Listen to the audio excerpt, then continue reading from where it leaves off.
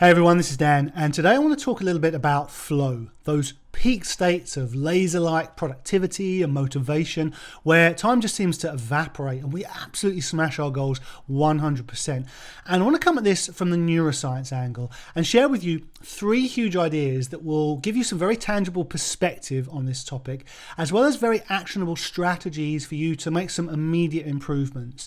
And at least one of these ideas is never discussed in the context of achieving flow-like states, but is, in my opinion, the very best way to readily, repeatedly, and sustainably achieve flow, not just in the moment, but over the long term. Now, everyone wants to improve their performance. They want to be tip-top, firing on all cylinders, and really delivering in the key moments, bringing confidence and competency to their days, their careers, and their lives. Now, if you're feeling some resistance to those ideas, we're not talking about excelling at all costs and any cost, that we have to win and beat all others to the top and making unacceptable sacrifices to make that happen. We're talking about bringing a calm and focused excellence to the work that's most important to us. Building businesses, accelerating career, leading teams, collaborating on major projects, maximizing contribution, deepening impact, earning a good livelihood, taking control of our destiny, creating time and financial freedom for ourselves and those closest to us. And we all know and have experienced those moments when we bring calm and focused excellence. But the problem is, we don't know how to readily, repeatedly, and sustainably create those states because the world is wired to distract and distress us. Email, news, social media, information overload, and always-on culture. And our brain is wired to pay attention to those things, even at the cost of the primary goal in front of us. Because the brain's first superpower is it's a threat detection system, there to keep us safe, to prioritize survival, and so it gets veto control on our priorities and redirects our attention. Now, the brain fulfills this primary function by continually monitoring our environment, placing us on a scale from reward through to threat, and between what neuroscientists call towards and away states. And those phrases might be new to you, but I know you've experienced them. When you've been in a toward state, you know that feeling because you're positive, focused, resilient, you're collaborative and involved, you love to get creative, you're open to learning, you're innovative, and you're very goal-focused. And conversely, you've been in that away state when you felt anxious, distracted, unclear. There are threats and hostility everywhere, but maybe not even in reality, just in our minds. We lack some emotional control, our vision narrows, poor memory, poorer performance. And so if we want to maximize flow states, we want to create that shift into the toward state for ourselves and for those that we're working, collaborating, and doing business with. And we want to stay keenly aware of these differing states because let me tell you, because the brain's primary function is survival, the brain is biased to the threat-based away state, meaning it's easier to go into it, we feel its effects far more intensely, it lasts a lot longer, and it's harder to pull ourselves out of it. And in that away state, the brain downgrades its own function. I mean, it literally decides, you know what, thinking isn't important right now. And so we have literally less resources to call upon just when we need them most. So how do we optimize for the towards state? Well, we do that by looking after the brain's hot buttons, social emotional domains that have exponential influence on where our brain places us on that reward threat scale. Ideas like inclusion, certainty, autonomy, meaning, significance, fairness. And just take a moment to really take those in and notice the truth of them. You know, I'm sure we've all had moments where we felt excluded from the group and it's had a profound effect on our thoughts, feelings, behavior, and performance. Or when we've lacked certainty about the future, or lost the meaningful connection between our work and our values, or felt a sense of injustice and unfairness. These social emotional domains have a profound effect on our performance and our state of mind. So the first way for us to readily, reliably, and sustainably create flow states is to establish the daily habits, rituals, and routines that optimize for those social emotional domains. How does your daily routine promote certainty over what's to come? What habits and rituals are you committed to that keep you focused on your locus of control, to give you that sense of autonomy?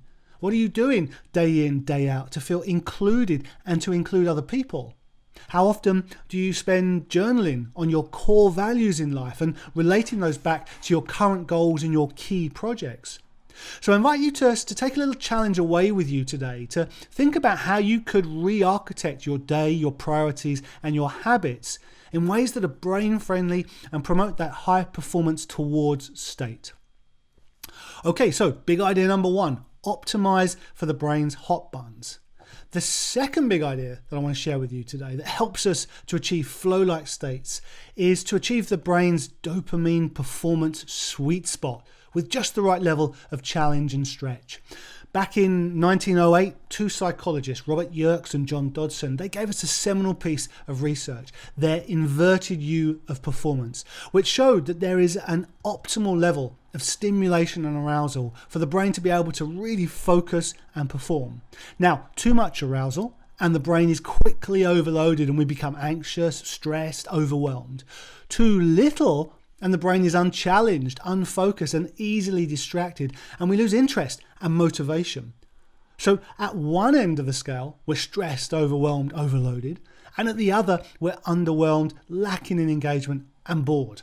So we're looking for that sweet spot at the peak of the inverted U of performance, when the level of stimulation and arousal is just right, so the brain releases the chemical neurotransmitter dopamine.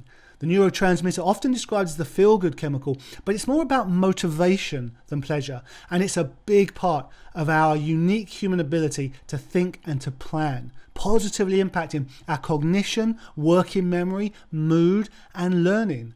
And so our thinking becomes clear, insights emerge, ideas flow, motivation is high, and we're firing on all cylinders. Now, no discussion of flow is complete without mentioning Mihaly Csikszentmihalyi, the Hungarian-born psychologist who brought us the concept of flow and whose extensive studies gave us the key ingredients of achieving those peak states. Firstly, a clearly defined goal that really captures the attention. That piece is really important. Secondly, there needs to be just the right balance of requisite skill to the demands of the challenge. If the task is too easy or far too difficult, it's unlikely to induce a flow state. The challenge must demand of us the full extent and maybe just a touch above our full skill level. And finally, flow states require immediate performance feedback supported by positive reinforcement. We need to know what is and isn't working, and we need to feel good about the whole experience.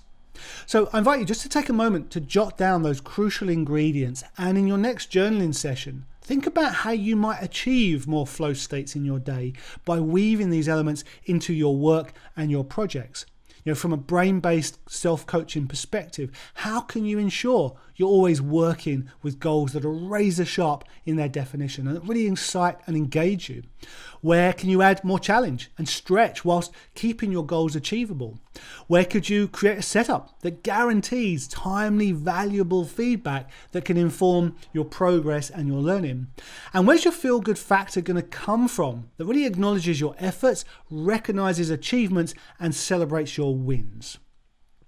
Okay, so optimize for the brain's hot buttons, achieve the dopamine sweet spot. And the third brain-based idea I want to share with you to help us readily, repeatedly, and sustainably achieve flow-like states. And it's an idea that no one else is talking enough about when it comes to achieving flow, is to do work that matters, work that is meaningful to us, work that we've attached deep meaning to. And it's our responsibility and within our power to define for ourselves meaningful projects and work, and to raise our levels of consciousness to connect and align with our work in ways that are really meaningful to us. And this is important because we only really get behind something when it's meaningful. And think of things like your values, beliefs, causes, contribution, legacy. These are the things that are going to get me behind the work that I'm doing. And for me, doing meaningful work is the very best way to readily, repeatedly, and sustainably achieve peak flow states. Now, contrast that with times when we're working on something that feels meaningless to us. It feels wasteful. It has an undercurrent of insignificance, and often there's a sense of unfairness about it all, and it leaves us feeling ineffective, demotivated, and uninspired. All desperately unhelpful states for the human brain. So, do work that matters. Now, some may be thinking, well, that's easier said than done. That that isn't a possibility for them, for me. And if those are your thoughts, then no doubt you're shunning my earlier suggestion that it's our responsibility and within our power to find meaning in our work. So in answer to the question, how do we get meaningful? Here are 5 brain-optimised ideas for creating meaning. And the first is to focus on achieving an outcome. We love to create, produce, and be complete. Make those your daily objectives, whatever you do for a living. Focus on difference making. There's no quicker way to connect our work to our purpose. Focus on contribution to others. This is a service to someone else somewhere. So get the spotlight off of you and onto those who you serve. Align with your values. What values, both personal and global, does this project of yours represent? And finally, promote significance. How does this work help you have a place in the world? So 5 strategies that you can implement right now to uncover deeper meaning in any project you care to apply it to help you to achieve productive, motivating, and fulfilling flow states long term. Now, I hope today's big ideas have given you some fresh perspective and actionable strategies on how to spend more of your day in peak performance states.